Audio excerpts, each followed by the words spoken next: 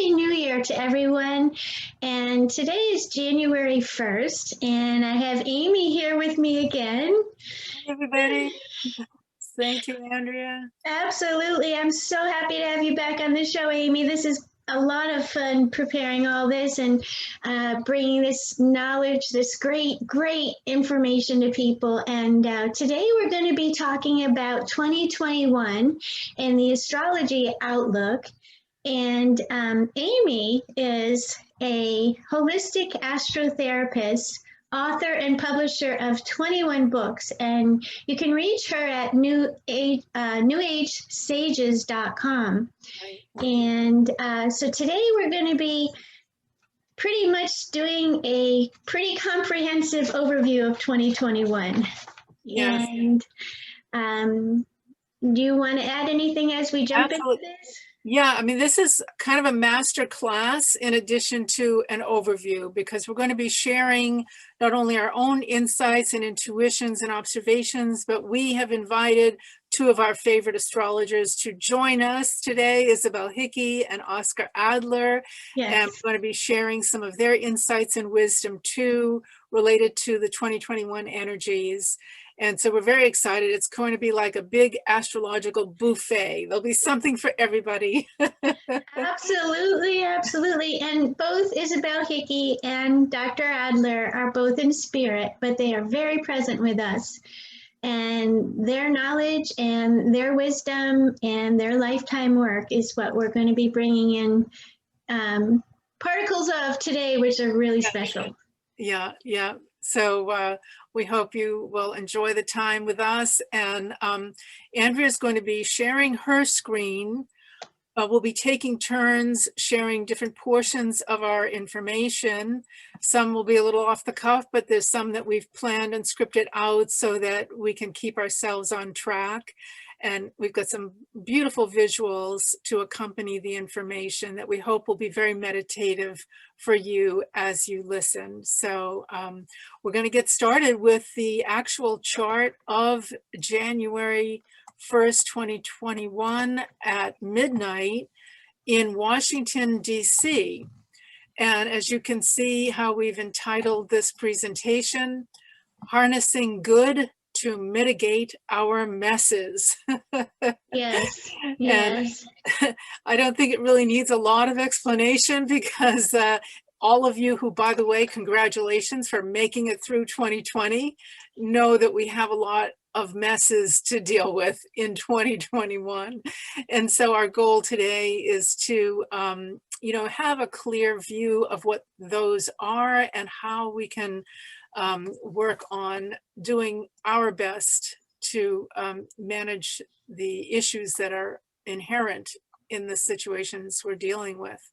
Yes. So Andrea's going to use her cursor to point things out as I'm going to run through them. And so first we're going to start with some good news. It's always great to get some good news. And this chart has a lot of good news. And Andrea's going to expound a little bit on this idea of the diamond soul. But before we do that, I want to call your attention to some of the amazingly beautiful aspects that are here in this chart. Now, the one on the left shows the wheel without the aspects. The one on the right shows the wheel with the aspects. So the energies are in identical positions. It's just one shows you all the interconnected angles between planets. And as you can see, it is a very busy set of energies. And that's because there are so many interconnected angles and aspects that compel us to pay attention to them. It's almost like having a party where everybody's talking to everybody else. So everybody's got a connection with everybody else. Yes. So, so one of the first positive energies is we've got this beautiful grand fire trine, and it is outlined with the moon in Leo elevated in the chart, trine to Chiron in Aries right on the descendant. Right here. And trine to Juno in Sagittarius. So you've got the moon and Chiron, and then one of the asteroids. And this is very positive energy. Fire is always about spirit and will and determination and creativity and adventuresomeness. And so this energy is very uplifting, and I think it does reflect people having hope for this year, with good reason. We do have hope for things to move forward in a positive direction. More trines include Venus at 20 Sag, trining to Mars and Eris in Aries. And here we're combining two personal planets, Venus and Mars, with a generational influence. And you'll be hearing a little more about that shortly. But again, we're talking about uplifting energy, trines that are very harmonious and keep our spirits up and also give us great determination. We also have some earth trines in this chart. We don't want to overlook Sun in Capricorn at 10 degrees is closely trine Uranus in Taurus up in the 8th house. And we can turn that into, that's part of a pattern we're going to talk about as well when we look at Vesta in Virgo trining Pluto in Capricorn. Vesta in the 12th house, trining Pluto down in the 4th house. You can see that's a good close trine. Earth trines always help us stay grounded in practicality and functionality and give us, you know, the resources that we need to accomplish tasks on a material plane. And we get more help in this chart from a beautiful sextile of Mercury, which we find near Pluto, between Pluto and the Sun at 18 Capricorn, very closely, exactly sextiling Neptune at 18 Pisces. Very inspirational and very psychically receptive. We have a lovely semi-sextile of the Sun at the bottom of the chart to Ceres, which is at, did I say semi-sextile? I meant sextile. Yeah, sextile. It is sextile. Sun, yeah, Sun at 10 Cap to Ceres 12 Pisces. So this is an earthy, watery energy, which touches on our feminine receptivity to making things work and being part of the solution. And then Juno, another sextile, very powerfully, Juno at 4 degrees of Sag on the cusp of the 3rd house, which is the house of information, is sextile very closely Saturn, Jupiter, and Pallas at 1, 2, and 7 degrees Aquarius. Yes. Again, very positive, uplifting energy. Sextiles always bring in opportunity to grow and give us the tools and the talents to come up with solutions and find ways to improve our lives. So that's just to get us started and realizing that there's tremendous good in this chart. Now that is going to continue on because I'm going to have Andrea's going to share with you about what we call the diamond soul, what she has termed the diamond soul, because there are 2 diamond souls here. So Andrea, you have your information to go forward. Yeah. So I want to talk about, first I want to point out what traditionally in astrology, the diamond, I call it the diamond soul, because that's what I was told by my spirit teachers that this is, it's sacred geometry. And so traditionally it's called the kite. And I want to point out where they are first.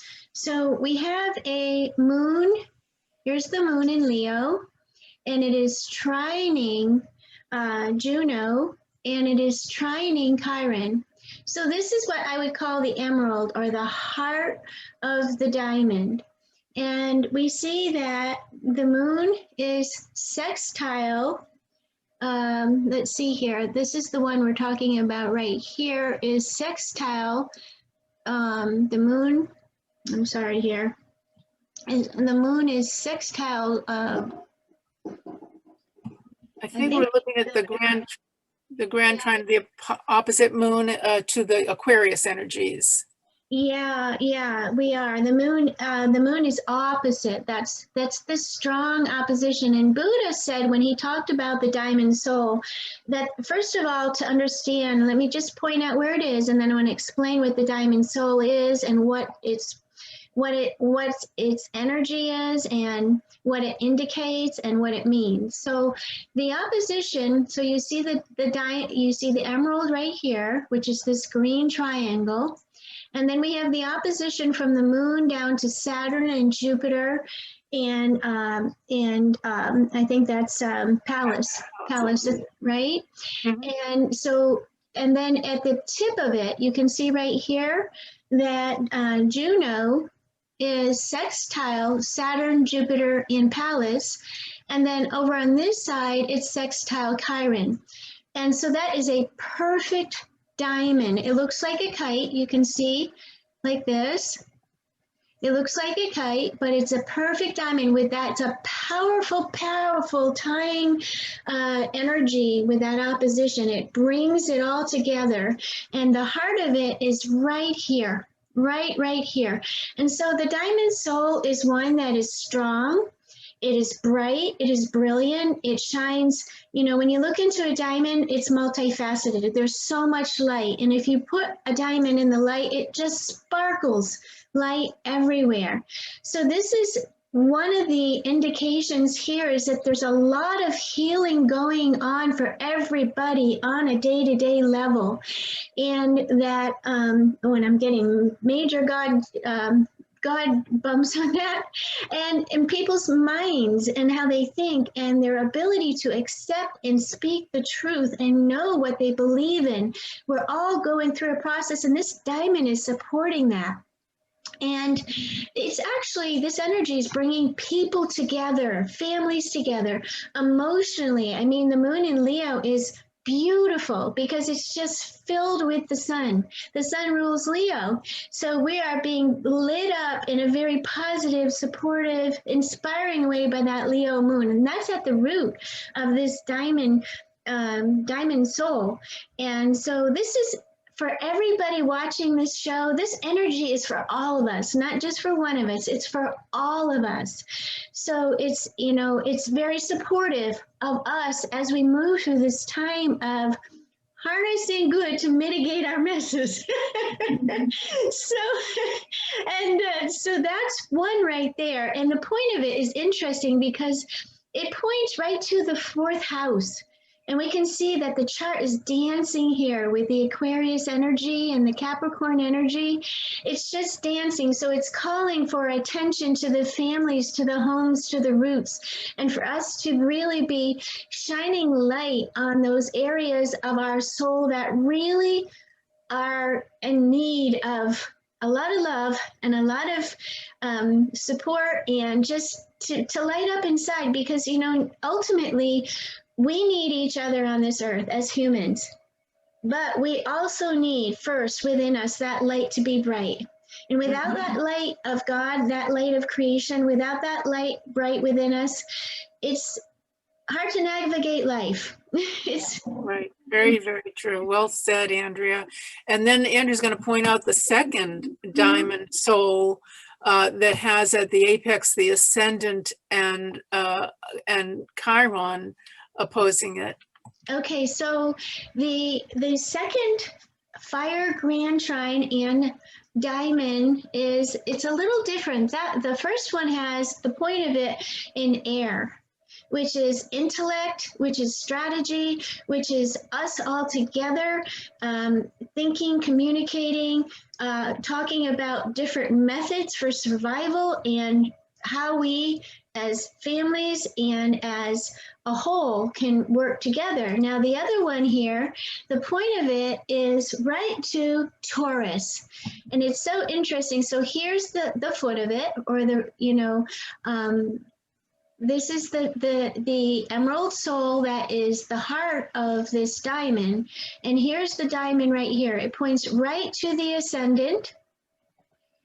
And you can see it has a perfect opposition between Chiron and the ascendant. Chiron is the wounded healer, so it's the key to our healing. And Chiron is in Aries right now, so everybody on this earth is going through an incredible time of self-acknowledgement, self-healing, self-development, and I think this is exciting. This, to me, is exciting, this support, because you know, at one point I wrote an exercise for every Chiron, a cognitive exercise. And in the sixth house, it means we need to ask each other for help. We Right. can't do this alone. Right. And I also think with Chiron on that, in the middle of this configuration on the seventh house cusp, we need to heal our relationships too, and Mhm. reach out to the people that we know, there's some unfinished business to do and make it right. Yes, absolutely. Because, you know, where we're at on Earth right now in our evolution, we're about to enter the age of Aquarius. So it's time to finish unfinished business, to find peace and love, and find some sense of where you can. You can't always, but what you can control, that's important. Yeah. So this diamond points right to the ascendant in Taurus. And Amy brought up something really interesting about the Sabian symbol, which is associated with that Taurus ascendant. Yeah, Andrea, I have a Libra ascendant. Am I missing something for Washington, You're D.C.? right. You're right. I'm not saying it right. I'm sorry. Okay, no worry. It's Libra. It is Libra. So I guess it's the Venusian. I don't know why the Sabian symbol that came up, but anyway, the Libra ascendant is very much about us being very open to negotiate, to communicate, to find peace, to find balance, to find harmony, also to be creative. So the opportunity with this diamond that this diamond presents is when at the root of healing us on a very personal level. That's this bond right here. This would be, you know, what's rising. Libra is what's ruling this chart. So it is, you know, it's almost like all these oppositions in this chart are just kind of pulling everything together.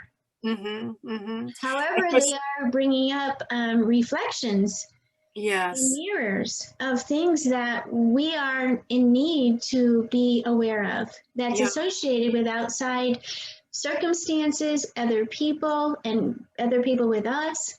Yeah, absolutely.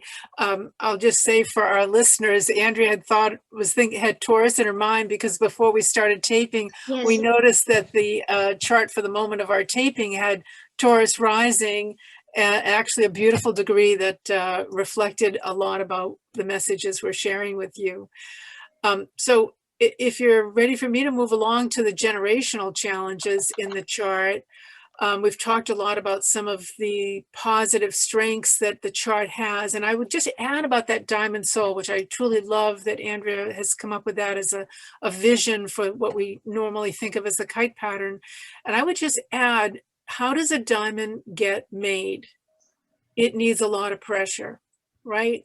Good things do not necessarily just happen without us doing some work for them. And to me, that's what the opposition of this diamond pattern represents, is we need to be working with others in cooperation and put pressure on ourselves, just appropriate pressure to make things happen. This almost looks like, when you look at this chart, Amy, it almost looks like a wheel, like an ancient wheel that's turning. And we'll touch on more of that, but I just had that vision. It looks like an ancient wheel turning with spokes. Yeah, absolutely. Well, and big wheels are turning too. The fast moving planets are the small wheels. The big ones are the big wheels that really are generational. So I want to touch on that a little bit because we do have some challenges that come in the form of these harder angles. And they do involve the slow moving planets. So one of them, and Andrea will point them out as I'm touching on them, we have a fixed T-square of the moon in Leo opposing those Aquarius energies. Yes, Andrea? I think that we ought to bring up a big picture of this chart so people can see it a little bit better. Good. I just think that, let me just bring that up. Let me stop sharing for just 1 second so I could do that. Let me just, oh, wait a minute. I have to, You cannot minimize, it says. Okay, so if I can't do that, then we'll just, 1 second. Well, you can zoom into the chart you have in the graphic file. Yeah, To just make it 1 bigger. second here. 1 second, and I want to bring this chart up because it's really very dynamic. And just 1 second. Okay, so let me just come back and get this up on the screen, share this, share, and Perfect. there. Now, this is the chart, and it's a lot easier to see. Yeah. Can you see that better? Okay. Yeah, definitely. So I'll continue on and you'll point where people can see these things. Yes. So one is a fixed T-square, and it involves the moon in Leo opposing these Aquarius energies, Saturn, Jupiter, and Pallas. Of course, Saturn we do consider one of the heavier weight energies. All of that is squaring Uranus in Taurus, a fixed sign. And, you know, Uranus and Taurus is, no matter what sign it is, it's going to bring some reform. And so we're going to be learning about, well, what does it mean? What needs to be reformed with Uranus and Taurus? Now, I've made a note that no matter which harsh energies we're dealing with, in every case, there's some softer energies that soften the rough edges of it. And in this case, Andrea's shown you the fixed fixed T-square.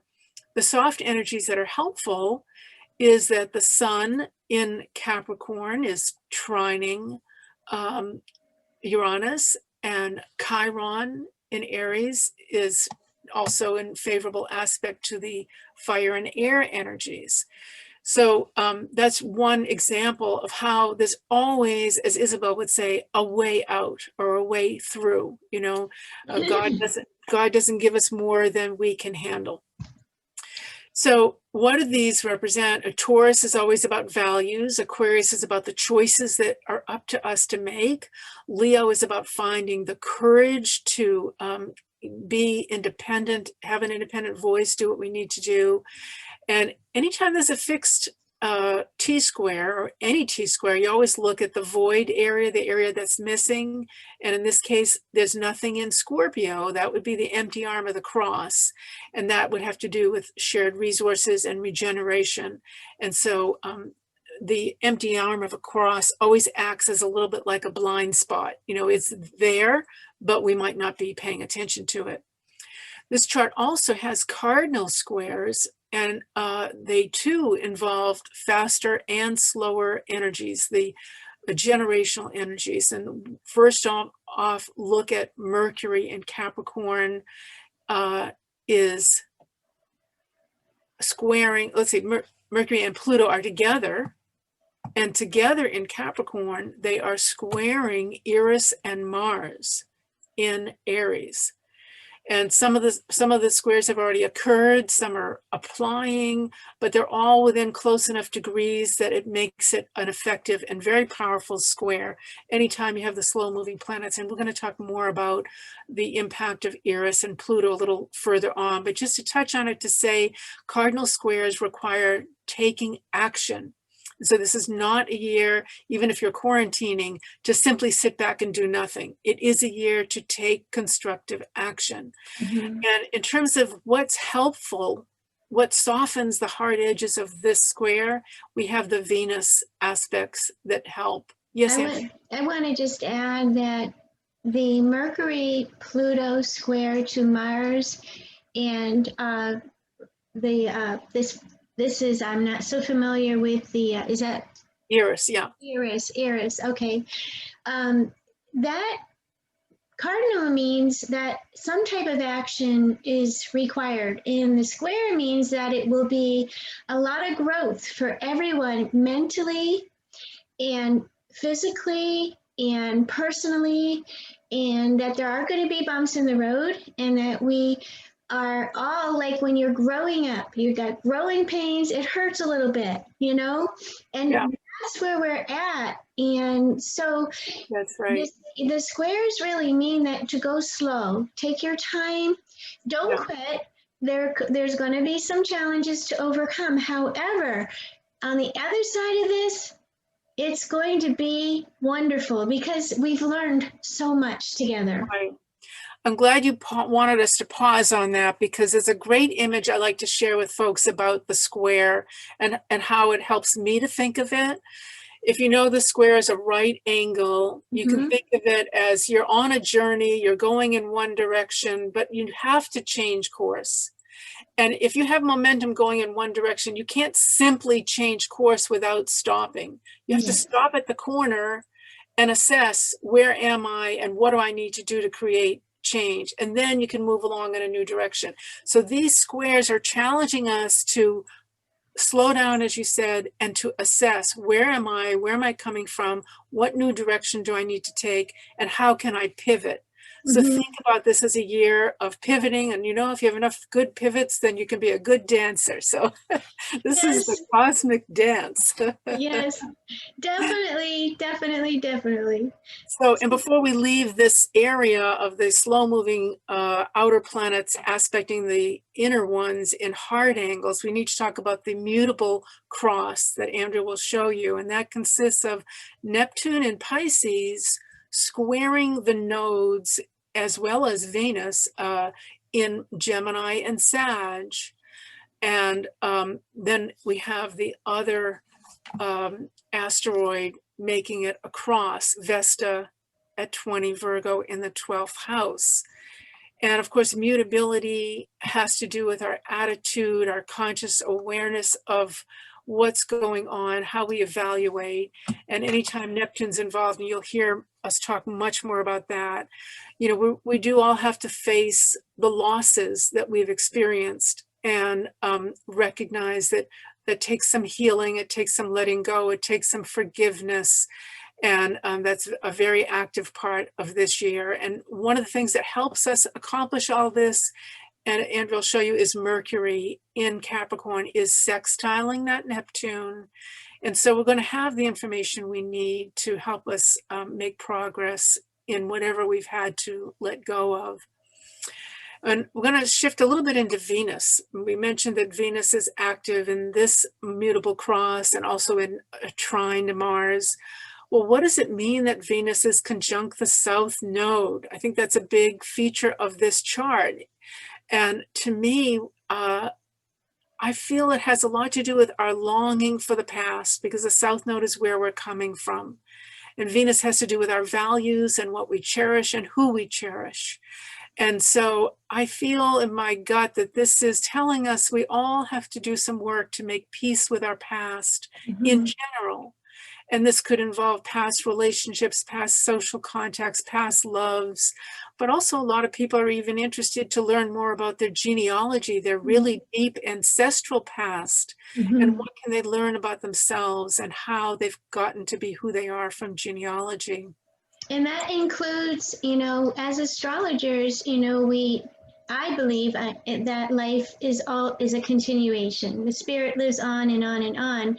This is a soul chart. The astrology shows us what the soul energies carry forward. So there's also past things that people have coming up that are from past lives, past levels of consciousness that we've brought into this life. So that's also very important. It's important to love who you are and where you come from. Even as we look forward, we gather that information, we research, we study, we talk about, we communicate about, we acknowledge the truth of who we are. And it's kind of like I see this like a wiggle thing going on, that's the Mutable Cross here. And so I think that's really significant. Yeah, that's very, very true. I think the veils to the psychic realms are completely fallen away, and that Venus conjunct the South Node squaring Neptune even if you don't have a sense of where you were and what you've done before this incarnation, doesn't even matter. You know, ask for grace, ask for forgiveness, ask for understanding and compassion so that you can move forward and find the healing that you need. We Yeah. wanted to mention too that Venus is quite near the eclipse point from the recent eclipse that happened, and it's about to conjunct it at 23 Sag within the next few days. Yes. And so we feel that that has a lot to do with realizing the intentions that happened in our lives around the solstice, December 21st eclipse. And they're going to be reaffirmed January 2nd, January 3rd. Yes. And, you know, I know a lot of us are watching what's going to be happening in Congress with the Electoral College activity. And I realize, you know, Venus is literally your voice. It rules the throat chakra of Taurus. And this is a time where people are thinking about, well, you know, is my voice being heard? And did my vote count? Yes. And so that's kind of on people's minds. Well, this is, you know, the North Node up in the 9th house here in Gemini points to the direction we are. It's most important for us to be focused on is the laws and what's just, what's fair, what's right. And Amy and I were saying when we prepared this that, you know, this chart shows a off the wall level of anxiety and the need to be present, to do some mind relaxation exercises, you know, do whatever it takes to channel your whatever you're feeling inside that's not comfortable in a positive way. And since you're touching on that North Node in the 9th, which I think is so relevant, I think people are going to get an education about the law. Mm-hmm. And so we need to consider ourselves all students right now. You know, what does the law tell us? How can it guide us? Because we do need to be guided by higher principles, and there's cosmic law, and then there's mundane law, right? So we're going to be learning about both of them. So still looking. Yeah, that's also politics. The 9th house is politics on the more mundane levels. So I just wanted to put that in. Exactly. Well, Congress is the highest legislative body. So Congress would be the 9th house. Yeah. So, and this leads us into touching again. We're going to go a little further on, but right now just to touch on the Jupiter-Saturn conjunction in Aquarius. You've probably all heard a lot about it already. It does have to do with truth and also the ability to be socially distanced and what can we do remotely, and that's becoming our new normal. And we have innovations for electronics. There are new apps that help with productivity. This is all digital. This truly is a time that new age souls coming in under this conjunction are really going to help advance progress on the planet in the new age. And so truth is a very big concept that is going to take priority with this conjunction. And a couple quick points that came from Isabel Hickey's classic work, Astrology, a Cosmic Science. Jupiter in Aquarius gives originality and the ability to plant new ideas. And it will eventually go into Pisces, which is more on the emotional level and helping people behind the scenes. But while it's with Saturn, and Saturn is in Aquarius, it has the ability to help us concentrate and be an instrument of higher forces of light. And in that fixed T-square that we spoke of, we're going to talk more on in a little bit, Uranus breaks up the crystallization of matter and helps us invoke the power of magnetism. Mm-hmm. So we're going to move on a little bit, and Andrew's going to show you this intense picture that we found of this lady. And we found this when we were looking for graphic representations of Eris. And there are many different images of Eris holding her golden apple. You may know about that legend of the goddess who disrupted the wedding to which she was not invited by tossing into the reception a golden apple that said, for the fairest. And so we do consider her the goddess of disruption. But I also believe, having studied Eris for a good solid year and written a book about her, Eris is our ego buster, because we can't really be disrupted if we're not attached to our ego, because otherwise we just go with the flow. So Eris shows us where we have an ego issue that we need to bust. And one of the things that occurred to me this morning, looking at this image, Andrea, I know you're going to get a laugh out of it. Eris shown here is a little bit to me like Mother Earth, who has put us in a timeout. I love it. And look at all those crows around her. If you've ever been put in timeout, you could relate to that. You're just kind of sitting there and you've got to contemplate.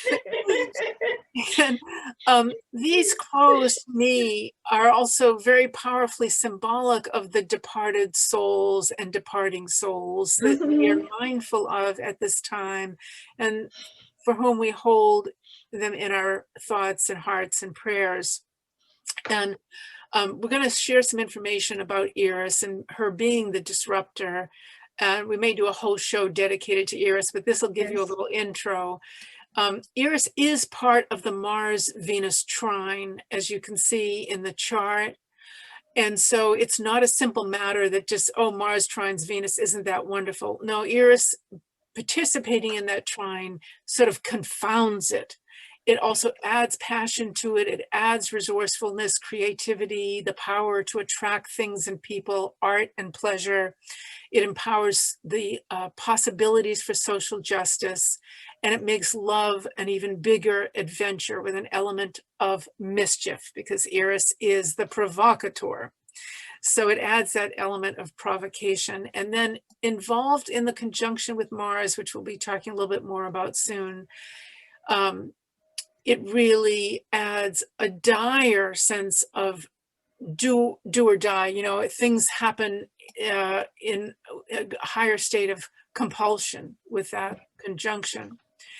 And then we have Eris in the square to Pluto, which we're going to talk a little bit more about later. But I just want to mention here, this is a generational aspect. It's going to define all of the souls who are coming in with this Eris-Pluto square. And I can tell you, they're going to come in with a deep soul awareness of the importance to be dissatisfied, to not settle for the status quo, to stir things up.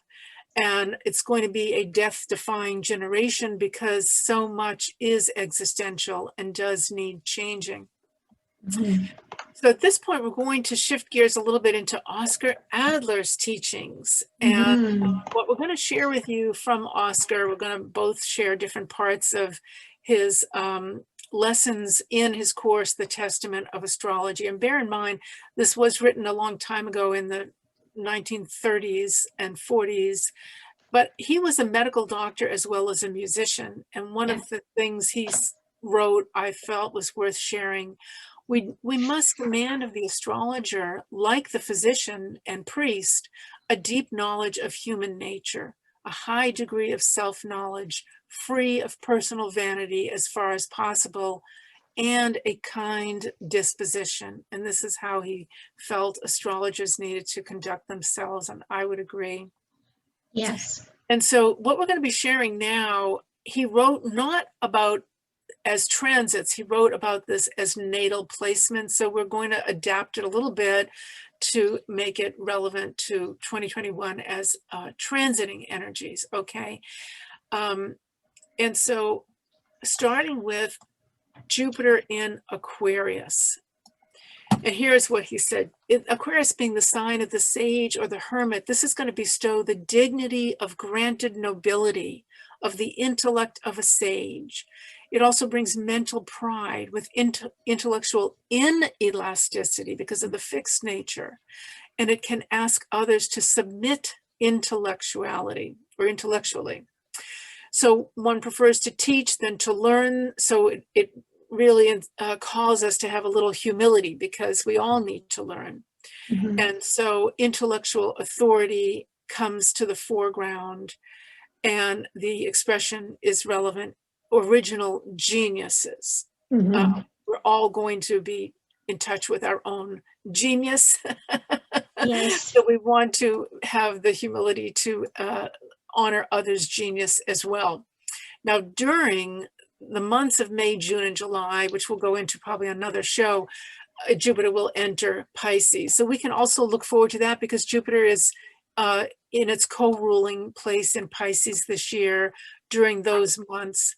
And Adler said it's, Pisces is a sign of mediumship and sacrifice. It dispenses grace as the power of love, and to forgive, to annul dross, and the gift to absolve and bestow higher love, like a confessor who relieves others' suffering by their own willingness to sacrifice, absorbing others' misery in one's own ability to commiserate.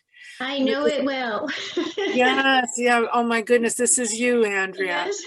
And And Isabel. And Isabel. yeah, you both had that amazing, the connection between you, to be a soul refugee for people who are burdened by sorrow, who seek their company as the moth seeks light. And this will demand altruism, self-denial, and readiness for sacrifice coming in the spring. We don't need to talk about the hard aspects now. So No. Yeah, we put Jupiter in Aquarius here and Jupiter in Pisces because we're going to share the year. Jupiter will go so far in Aquarius before it goes retrograde, and it'll go into Pisces, and then it'll come back, right? Exactly. And Andrew's now going to share about Saturn in Aquarius based on some of the insights Oskar Adler passed along. Yeah, so let me just bring that picture, that graphic that we found that demonstrates Saturn in Aquarius. And Saturn is going to be in Aquarius, and it just entered in December on I believe it was the 20th, right? And it's going to be in Aquarius until 2023. So it's in its own sign of the sage, the hermit, and it's very utopian, and it receives its greatest power in concentrating everything graspable by reason in an immovable center of gravity. Judgment and prejudice unite to generate a straight tendency to immediately transform all perceptions gained in life into prejudices. And these prejudices put all later perceptions into fetters, which make leaving the once chosen mental direction more difficult. It brings a consistency of thought that shows the excellence of a closed logical system of reasoning, like an ideal, perpetual mobile. It gains self-nourishment energy with the danger of self-isolation in mental fantasies, simulating a world of relations with no inner contradictions, intolerant of criticism. The scale of intellect systems may run from the imposing edifice of the firm doctrines of one's life philosophy to equally firm paranoid delusions with the same inner logic. Equally characteristic for both extremes is a lack of relatedness to practical needs and the abandonment of warmth-giving joy. The ideal is to be beyond joy and pain, nearly impossible to reach. All difficulties are based on the nearly impossible separation of ego and anti-ego, which unite early in life. Prejudice and free judgment conflict because inner logic forces the freedom of every judgment, even in its primary stage, into the frame of the existing mental direction. If favorable, the world of constructive ideas finds significant avenues of growth. Mighty, well-founded edifices will be erected on utopian soil whose blueprint determines with the inner coherence of its conception the firmness and durability of the external structure. If unfavorable, hardness can be a stumbling block with external realities. Obstinacy, suspicion, stubbornness to hostility against everything new, and a behavior evading meeting with others' mentality can create chronic disappointment or bitterness with the tendency, if not inner compulsion, to isolate oneself to a lonely life, resisting every implementation in a given system. So, Yeah, thank you. And I want to add to that. mhm. This text, was talking about the natal position. What it doesn't reflect is that we have this amazing conjunction of Jupiter and Saturn. And so Mhm. Jupiter has the effect of elevating this and lightening it. And Yes. Saturn also has the effect of grounding Jupiter. And so there's always a karmic balance when you have a Jupiter-Saturn conjunction. It's very much like a clean slate. And so although these concepts absolutely can apply, I think the fact that they're working hand in hand gives me a lot of encouragement. Yes, Andrea. What I wanted to say about this Saturn Jupiter conjunction and also with Pallas is that when the baby Jesus was born, there was a Star of David, there was a Christ light, there were stars, and it was these two planets that were in that star, and they rose in the east, and the wise men found the baby Jesus by following the Star of Bethlehem. Now, where we're at, 2020, December 21st, these two planets are in the west. We were birthed. The age of Pisces was birthed with these with these planets aligned. Yeah. And now the sun is going down on this age of Pisces. And so we saw it in the west. Yeah, yeah. So that's pretty amazing energy. And it bears remembering, this is very tied into some of what Adler's saying, Aquarius is the sign of science, higher truth. And we all realize now, we are at a moment where we have to rely on science if we're going to be able to move forward into, beyond this pandemic. And so I'm so thrilled that we do have both of these energies in Aquarius, because it is going to allow us to rely on the science, the solid, proven science. And so Saturn anchors us in that truth, that objective truth. And that's very important for us to rely on. And the other thing that I see with this conjunction is that Jupiter in Aquarius magnifies our intuition. Yeah, that's right. So it would be to everybody's benefit to really step into being, do whatever you can to enhance that, because those voices, that intuitive connection to source is very, very magnified right now. And Saturn, almost like saying, okay, I'll show you the tools, how you can use that. Exactly. It helps to make it practical and usable, to have that higher vision of Jupiter intuited, but useful for us. So should we go on to this Uranus in Taurus, moving beyond Saturn now? We have this gorgeous graphic that Andrea found of this emerald bull. Looks very mystical. I love it. And Adler shared some wonderful insights. He said that the task of Uranus and Taurus, as expressed in Goethe's words, who wrote, "From what your father's heritage is lent, earn it anew to really possess it." So what does this earn about? It becomes decisive for us if we are subjected to or freed from what he would call the Lucifer energy, or that's to me our ego, our self-possessed ego, to earn again and again by one's labor, to loosen the inherited treasures from the soil. Well, that means having the courage for usury with a pound, to sow the entrusted seed anew. And Taurus is fertile soil.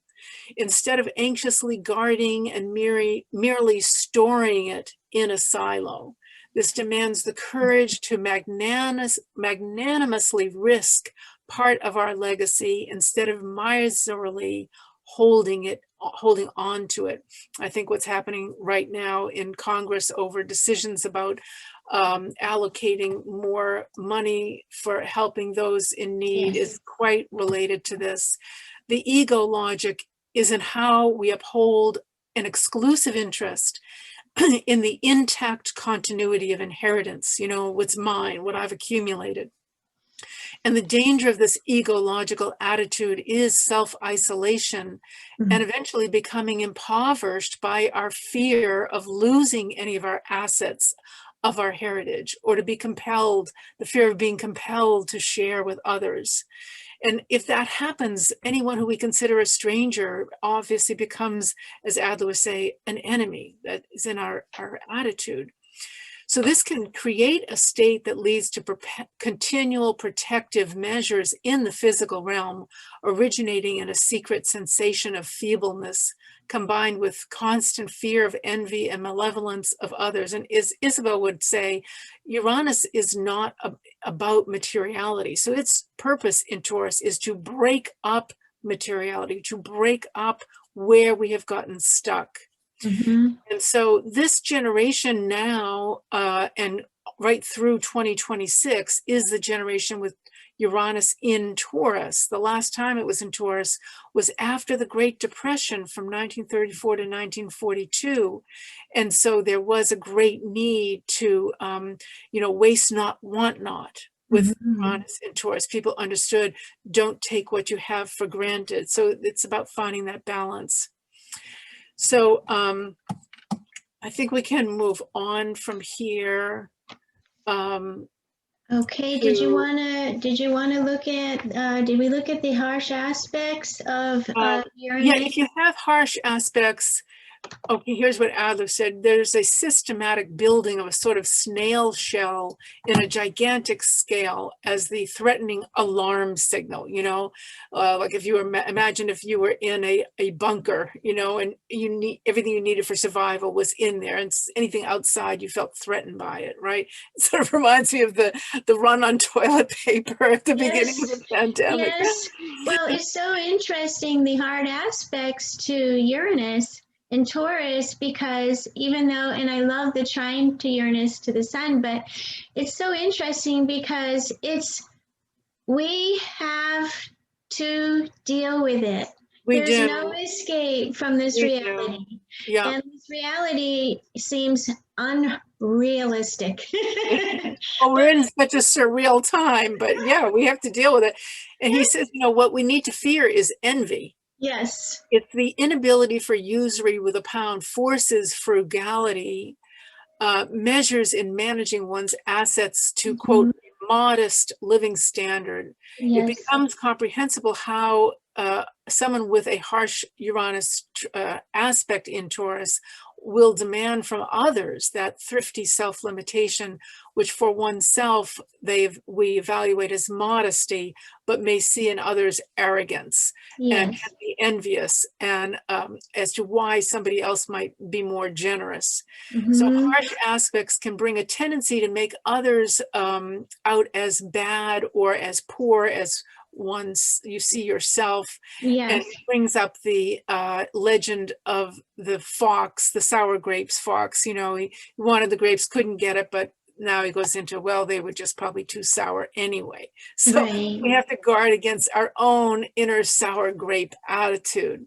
Yeah, and realize that we are all human. We all have the tendencies, and it's the universe saying, here we go, it's time. Yes, exactly. Right. Well, to look at one's assets and see the big picture of it. And he goes on to say, imposed and often reluctantly born poverty substitutes for ethical motives. Self-delusion belongs to the egoic or luciferic dangers, among which low esteem for others' worth and excellence plays a role.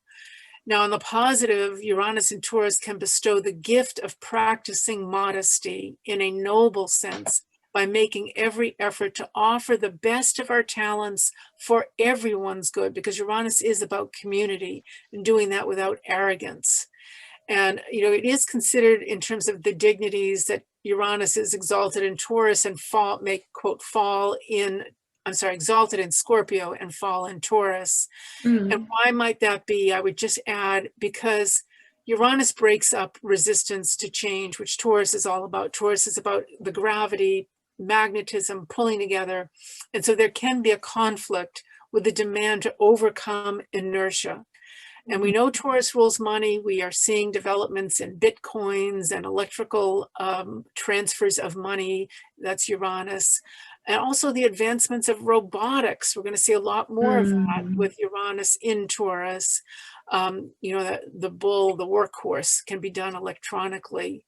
And Andrea and I were talking the other day about how I think the power of the voice and the power of tone, we're going to learn a lot more about that with Uranus in Taurus. Yeah. And Andrea will have some more helpful tips in our strategy section. So I think we can move on to Neptune and Pisces now. Okay.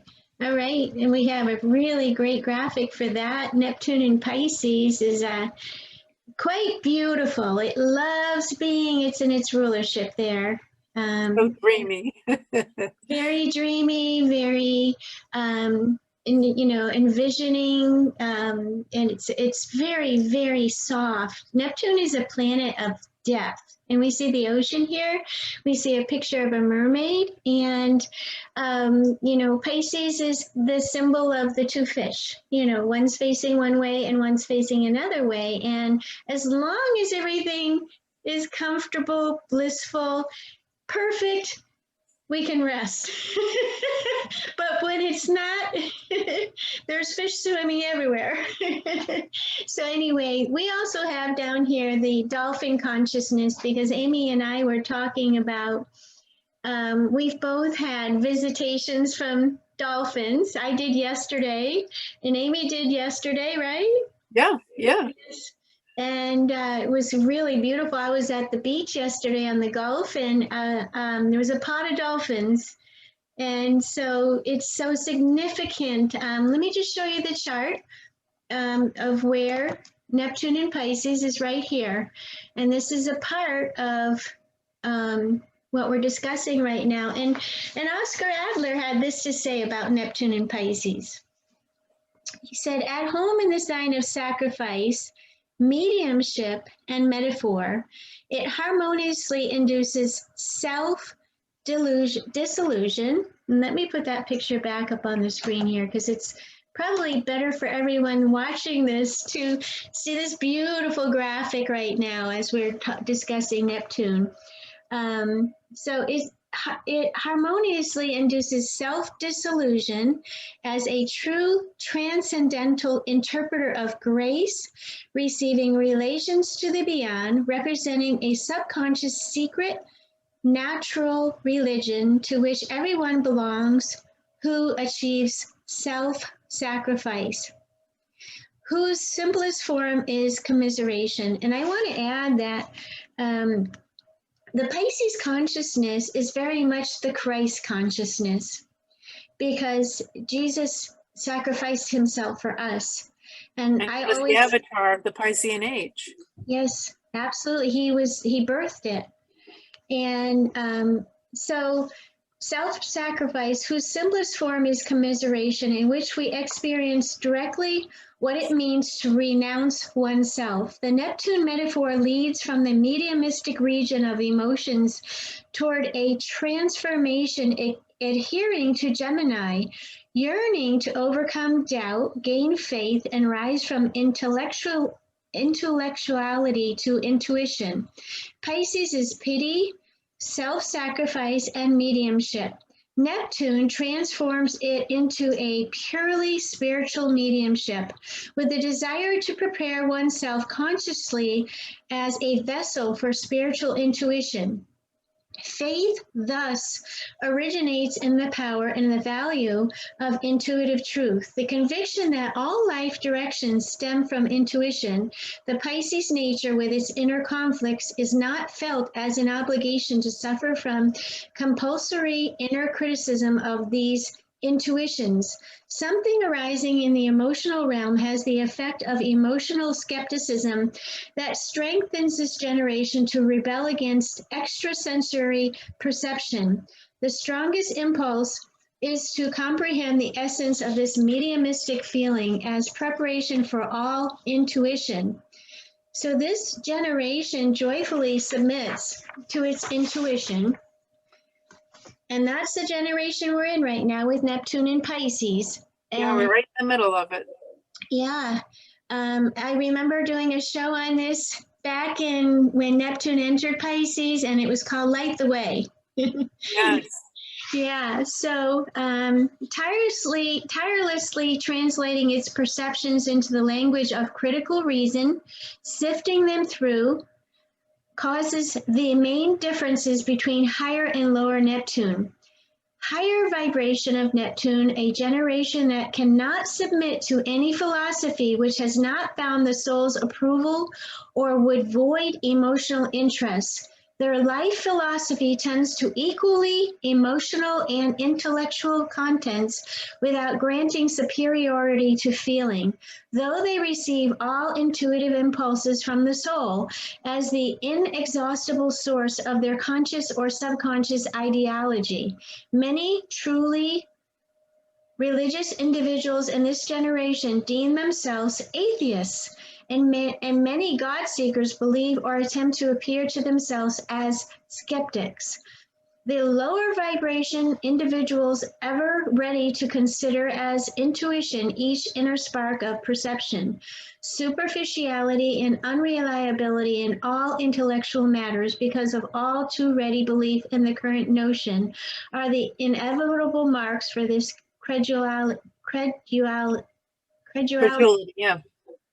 Adler wrote about Pluto in Capricorn, also citing the last time it was here during the founding of the U.S., making this a Pluto return, a time of profound transformation in government's restructuring. So Amy and I are going to go into that. That's going to be Amy's more to present. Sure. And before we leave Neptune, because it's such a wonderful synchronicity, I want to just point out, as Adler was not only a physician, he was also a musician. And he wrote this book, believe it or not, in the last pandemic in 1918. Wow. And it was only in 2020 that we were able to finally get it finished, the translation, and published. And so another time we'll talk about this because he interweaves. What is the title of it? The Critique of Pure Music. Oh. And because as you can see by this graphic, he interweaves astrology and number and music, and it's quite esoteric. And this book actually preceded his becoming an astrologer and writing the Testament series by 15 or 20 years. So it's quite fascinating to see how he evolved to become the astrologer that he became. He was such an artist, and he brought forth the most beautiful realizations of the energy vibration of the planets. And it's just so fascinating. Yeah, he was quite a realized soul. That's why my biography, I subtitled it. It's called Dr. Oskar Adler. The subtitle is A Complete Man. That's because when the astrologer Ron Davison met him back in London, and he was quite elderly, he used that term in describing him. He said he'd never met someone who could feel was truly a complete man. Well, so this graphic next to...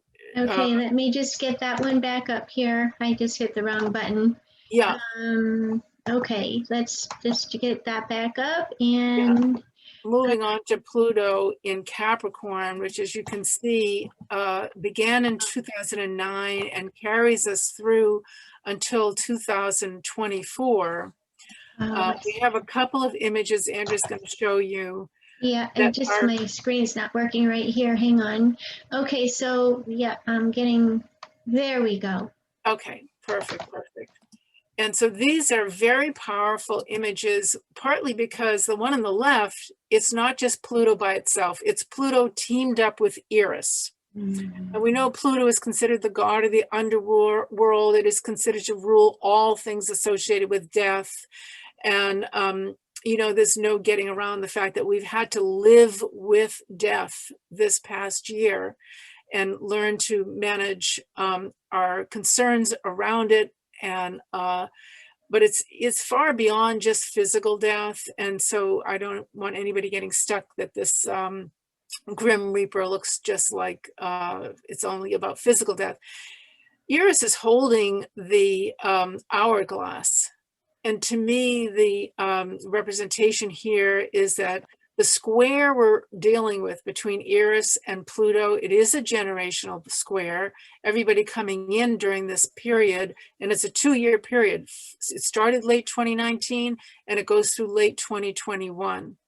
And so that's why when the pandemic news hit and we knew that it had started late 2019, I knew immediately it was going to be a 2-year event on a global scale that was going to be massively disruptive, because that's Eris. Remember, we said Eris is the disruptor. And so this pandemic came in under the Eris-Pluto square, which to me means they've teamed up. They have a job to do.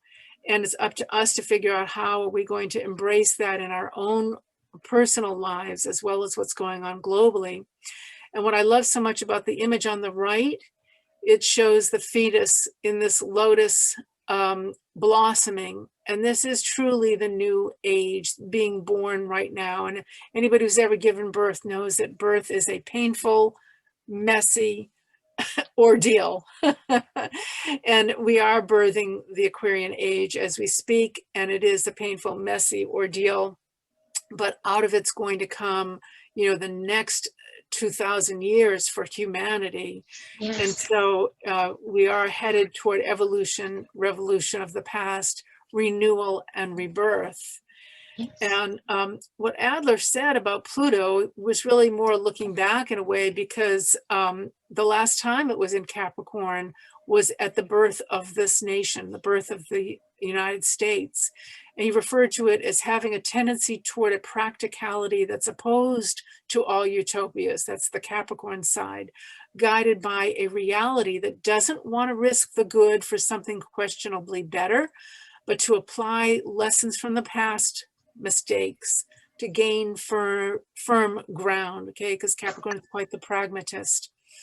And so Capricorn and Pluto in it has a desire to avoid exaggerations of dreamers who can't wait to see their ideas realized no matter what they are.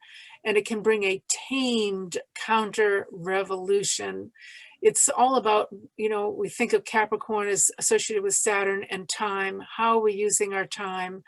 And it does rule politics. It does rule business. And we've been seeing tremendous, as Isabel would say, a need for detoxing ourselves, having to do with all that is prideful associated with politics and business. Mm-hmm. And so 2021 brings 2 Pluto aspects with outer planets. Here we have that balancing factor. We know it has the square to Eris, but it's also in a beautiful sextile to Neptune in the midst of that square. And so touching more on what Adler said about Pluto, he said, when it's in a sextile, we can succeed without great suffering and sacrifice to obtain beneficial lessons from the past and inscribe them harmoniously into our lives. And so we have that opportunity with the Neptune-Pluto sextile to learn from the past, not just on a personal level, but on a global level, particularly having to do with the environment, with the economy, with business practices, with government, but especially the environment. In squares, which we do have the square to Eris, the only means for progress is breaking with the past. Just like I was showing you about, you get to the end and you have to shift and pivot. Yes. Now, the Neptune-Pluto sextile, Adler said, awakens buried subconscious gifts like clairvoyance and a lasting sensation of timelessness, creating a strange, almost somnambulistic, as in sleeping, assuredness, that dreaminess with which life is lived out of ancient instincts, innately safe in the subconscious faith in the beyond. So we're all very much in touch with the beyond. And so I know this pandemic tied into this square and this sextile is deepening our awareness of our own lives and how not to take life itself for granted on a personal scale or a global scale. And I think the other message of the combination of Pluto with Eris as a square and Neptune as a sextile, it's asking us to ask of ourselves, what legacy do we each want to leave behind? And what are we doing to make that happen? Okay. Yeah. So we can really reach for that Aquarian ideal of science, knowledge, cosmic connection, humanitarianism, and true global consciousness of ourselves as part of a larger community. So this completes the portion we wanted to share with you about Oskar's insights. I'm going to ask you for your opinion if you think we have time to go on, or if we need to maybe jump ahead to the tips and leave the Eris information for another time. I'm thinking that it would be good to talk about the recovery and resilience. Yeah, let's do that. I think that's really important, especially with Eris Pluto. So here's Eris, and it is in square to Pluto. Very good. Right. So I think that would be good to cover, Amy. Let's do that. Okay. We're skipping some material, which we might share with you another time, because in the interest of keeping everybody's attention. Yes. So we know this Eris Pluto square is lasting for 2 years, and we're really at the smack dab center of it. And this comes on the heels of the Uranus square to Pluto that we experienced before it. And so that happened in 2016 and 2017. And we know we've had a very chaotic, wild ride that has shaken us up in our foundations on a planetary basis.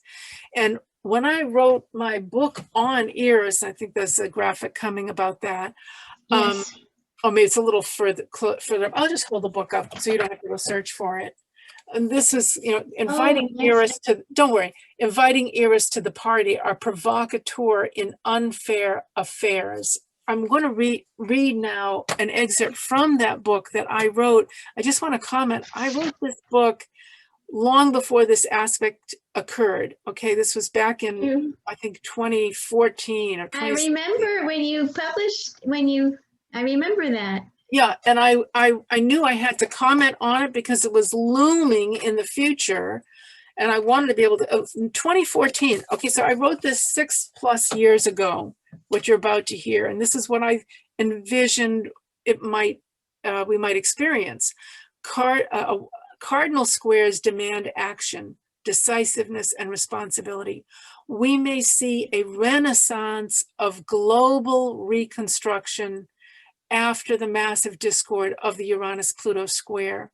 Situations do grow toxic if the focus is only self-interest. Power allures with the illusion of being invincible, and obsessions forge legacies.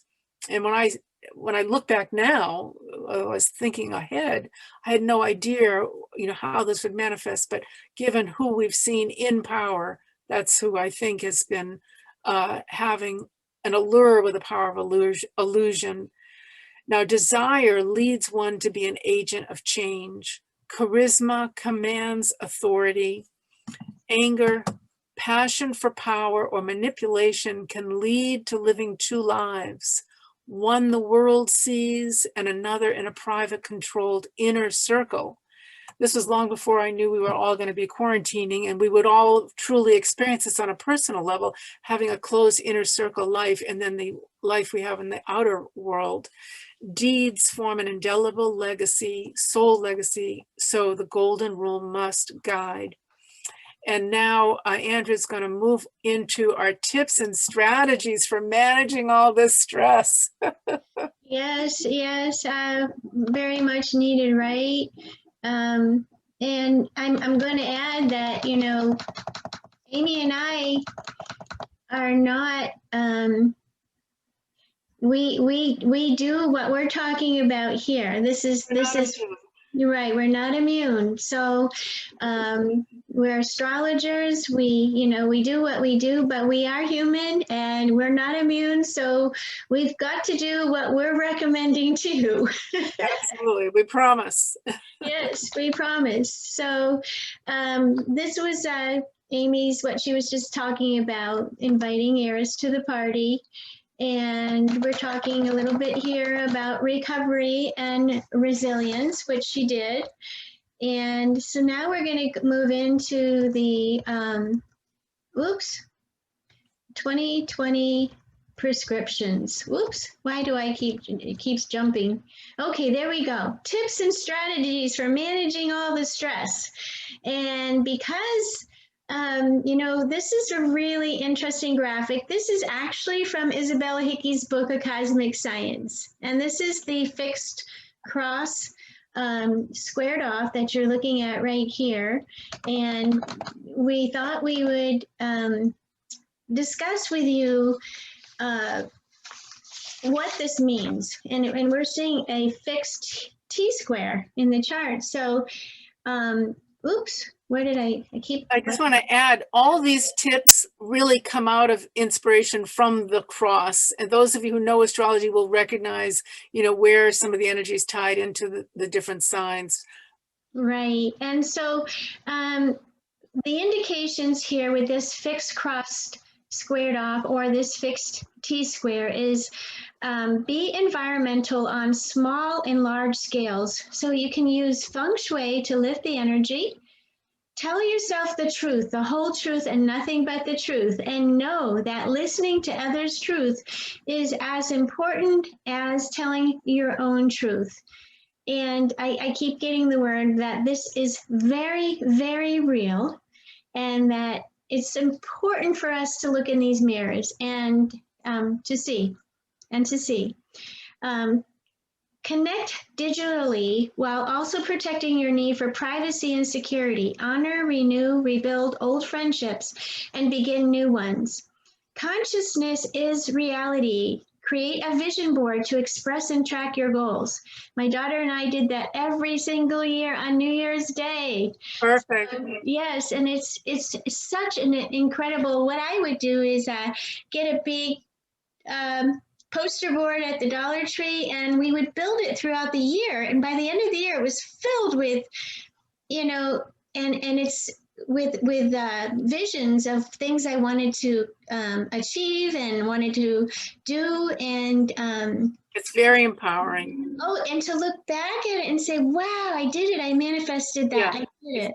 Right, because if you do that, energy will absolutely follow that thought and give you the momentum to fulfill those visions. It's like you're walking right through it and you can see it. If you can see it, you can envision it, you will create it. Yeah. So build community and find and collaborate with like-minded people. Jupiter, Saturn Palace in Aquarius indicate social justice, police reform, cybersecurity, and truth. Explore and discover your top values and let them guide your decisions when conflicts occur, as they inevitably will.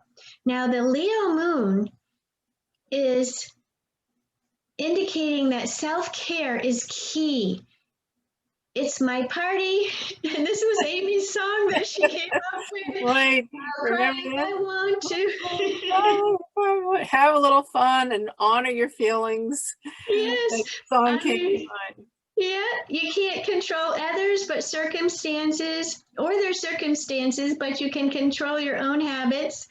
Enjoy creating a new lifestyle to express yourself, and listen to what your tummy is telling you about what you're feeling and what you need. Our body is very wise. And a year of woman in power and powerful woman. Yeah. Example, Camilla Harris.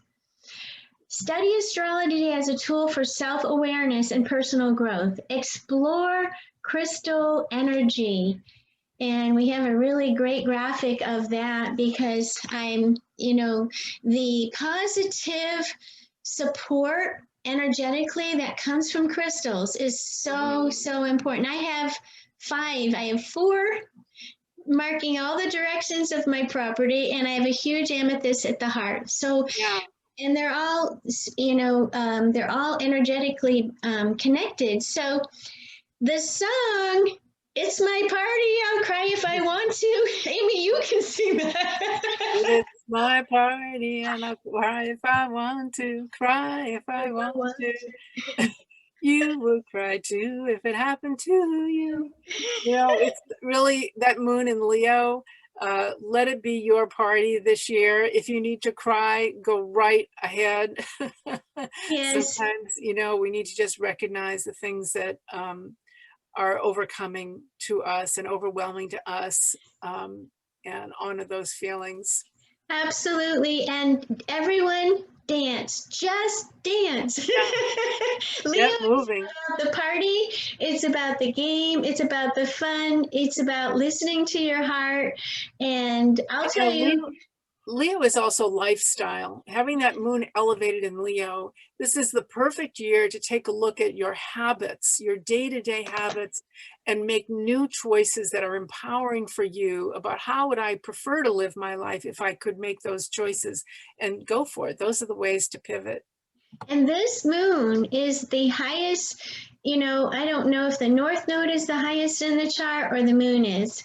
And we know from Edgar Casey, he said that the planets that were closest to the top of the chart, the midheaven or high noon, were the highlighted planets, and these were very important. So the moon means that on an emotional level, it's very important for us to put light into our emotions and feed the positive aspects of this. Leo, Leo does that. Leo is fun. It's funny. It's fun, it's children, it's entertainment, it's leisure, find ways to enjoy yourself. But, if you had a hobby you've always wanted to do, this is the year to, just go for it. And that North Node in Gemini is really about, as well, the sense of humor.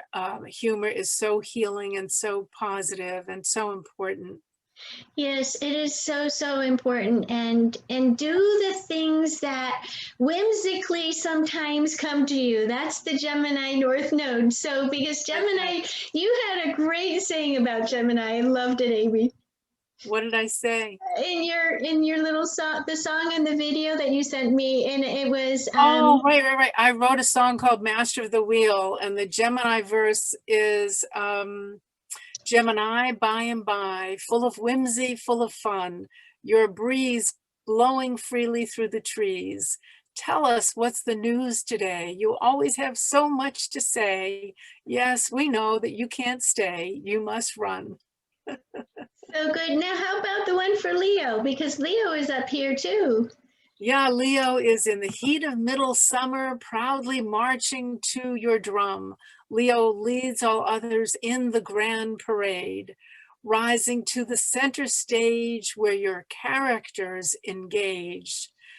Now I'm blanking out. That's wonderful, though. That's my sign is Gemini, and your sign is Leo. So yeah. You will win our hearts before the play is done. That's the end of the Leo verse. Yeah. Oh, that's lovely. So lovely.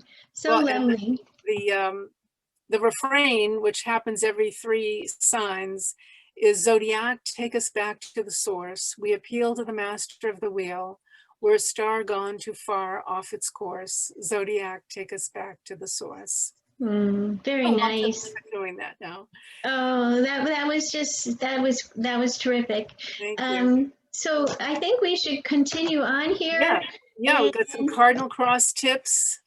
Yeah, and everybody, it is our party, and we will cry if we want to. It's your party too, and you can cry if you want to. And I'm just going to add one little thing there, is that better out than in. So cry if you want to, because if you need to, if you need to, it's better out than in. Just like when Shrek was walking down that path with Fiona in what was that, Shrek? And she was she belched, and she went, and he goes, better out than in. Better out than in, everyone. There you go. It's not a sin to cry. It's good to cry.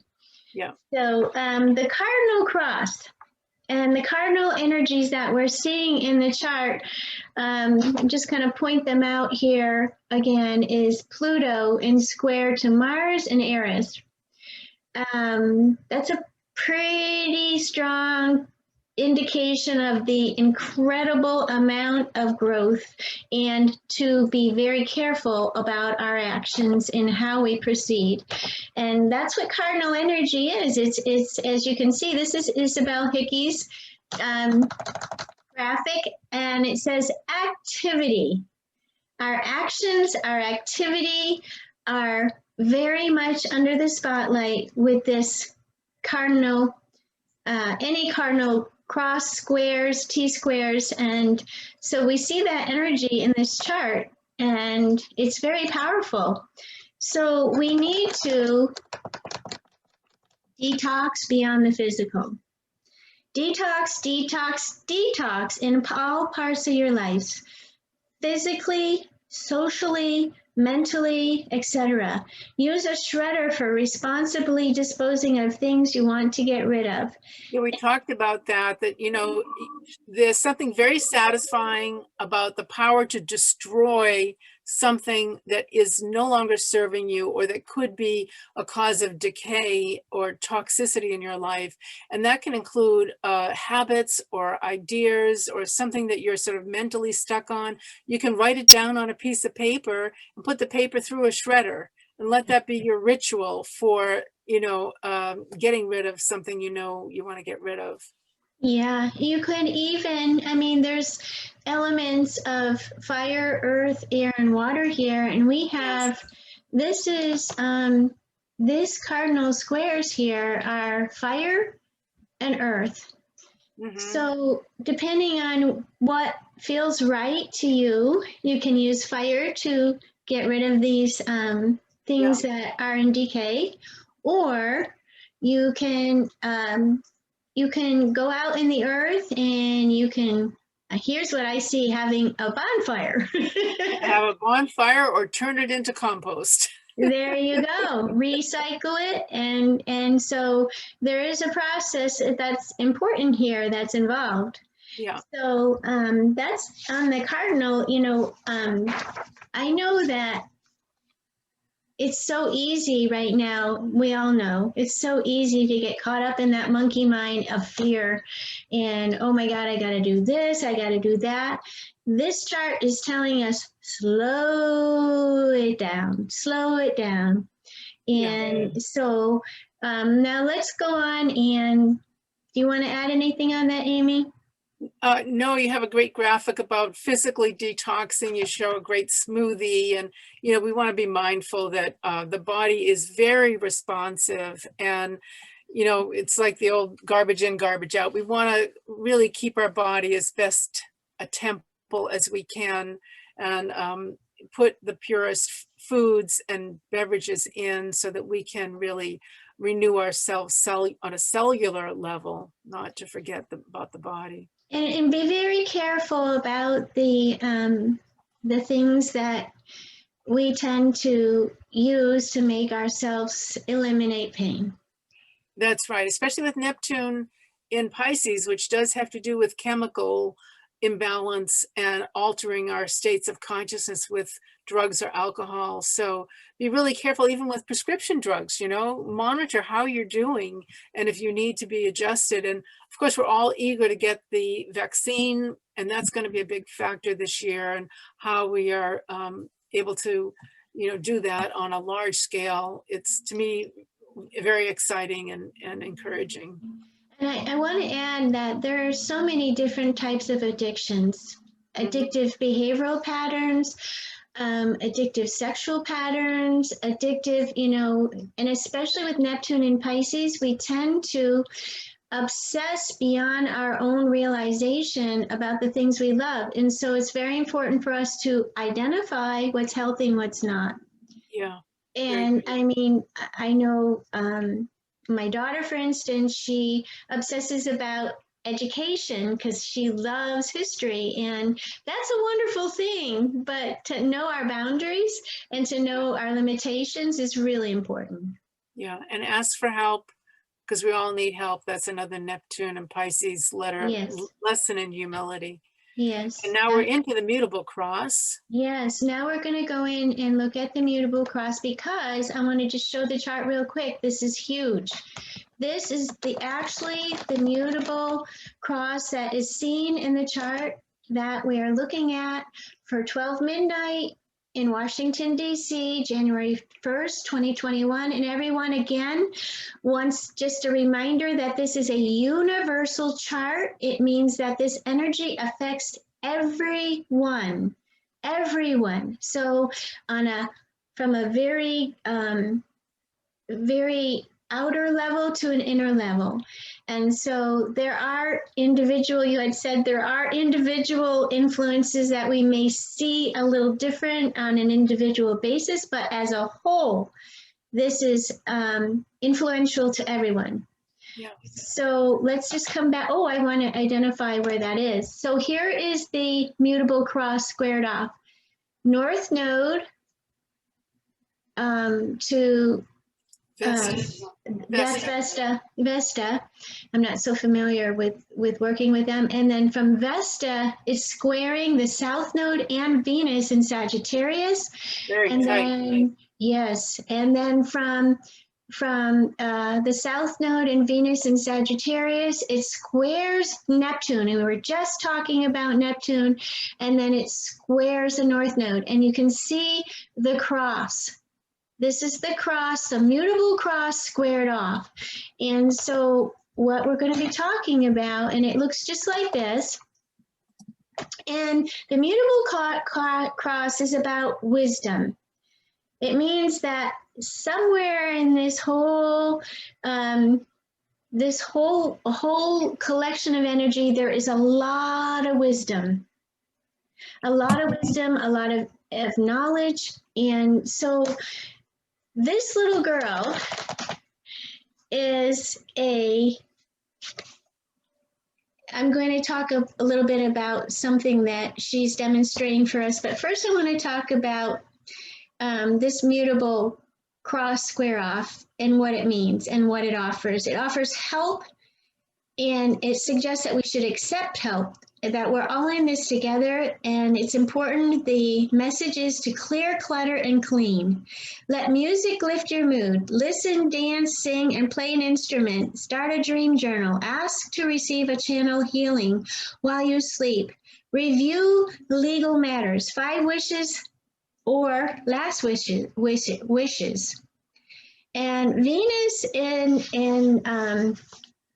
the South Node indicates that art therapy would be very, very helpful.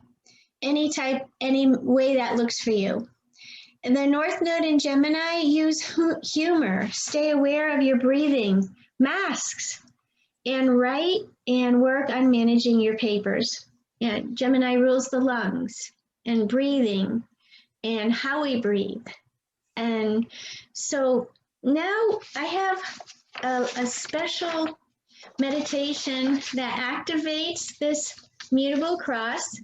This is part of a book that I'm going to be publishing in the future. It's called The Gem Souls. And for, I don't know how many years I did yoga. And as I was doing yoga, I would channel all these different meditations for these different crosses. And this is one that I channeled a long time ago. Whoops.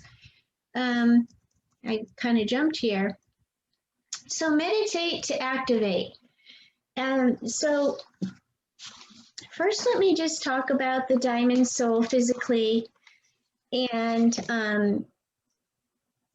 you can actually step into this energy and activate it within your body, your spirit, your mind, your body, and your soul by standing like this little girl does, with our arms extended, our feet on the floor, straight up, and just close your eyes and reach to the east, reach to the west.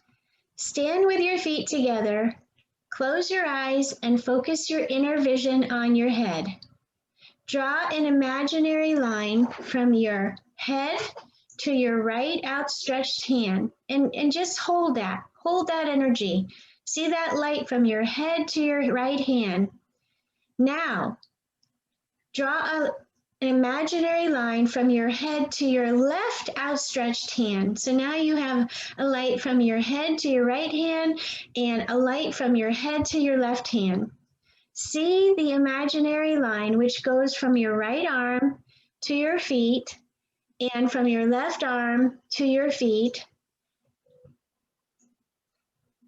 The line from your left hand that reaches straight across your body to your right hand forms the interconnecting of the inside of the diamond, in essence, the heart, and your heart of this energy. Your body from head to feet is the connection between you and the world and other people. The line that runs from one hand to the other across your heart and your body from head to feet is the heart of the diamond soul aspect. To step into the energy of the diamond at any time, simply stand in this manner and close your eyes, or you may simply visualize this energy in your mind. Feel the multifaceted rays of the energy as they permeate your mind, body, spirit, and soul. Your body holds the cross that interconnects the diamond energy. And you can feel that energy as it flows. And just close your eyes and see that beautiful diamond of light that we each and every one of us have the ability to harness. And that energy comes from the divine and it lights us all up. So anytime you're feeling anxious, feeling out of sorts, feeling lost, feeling confused, feeling unsettled, feeling unclear, you can do this meditation to activate this wisdom that is being channeled to all of us right now. It's a wonderful way to get centered, Andrea. Thank you so much for sharing that with all of us. Absolutely, absolutely. And we wanted to leave you all with the invocation that Isabel taught and used on a daily basis and encouraged all of us to use on a daily basis. And it's called the Robe of Light. It's very similar to what Andrea was just sharing with you. And here's how it goes. It's an easy one to learn and to say at any time that you're feeling the need to kind of anchor yourself in that center of inner peace. I clothe myself in a robe of light composed of the love, power, and wisdom of God, not only for my own protection, but so that all who see it or come in contact with it will be drawn to God and healed. Beautiful, absolutely beautiful. And you can put that robe of light around your car, around any vehicle that you may be operating. Just keep yourself in that robe of light no matter where you are. Yeah, no matter where you are, that's a beautiful, beautiful, just a beautiful thing to envision. And we wanted to wish everybody a very, very healthy, happy, prosperous, fulfilling Happy New Year. Absolutely. And we hope that all that is on your path this year brings us all closer together in the ways that we need to be in order to walk through this period of letting go and accepting and being focused on the future and on equality and on peace and loving each other rather than fighting and the discord. So, which is a very realistic point of view. And we did want to mention that this, chart that we looked at in the show today does show some incredible energy for the month of January. And, right. And we want to extend a heartfelt invitation for everyone to just, keep an open heart and, prayer, meditation, is really, really important that we all connect, because we're going to go through some turbulent waters in January. Yeah. Yeah. So we want to also tell you that Amy's going to be coming back, joining me frequently as we can, and we're going to be covering more, talking on January 11th. We're going to be doing a show, and we're hoping to make that we can go live on YouTube with Q&A.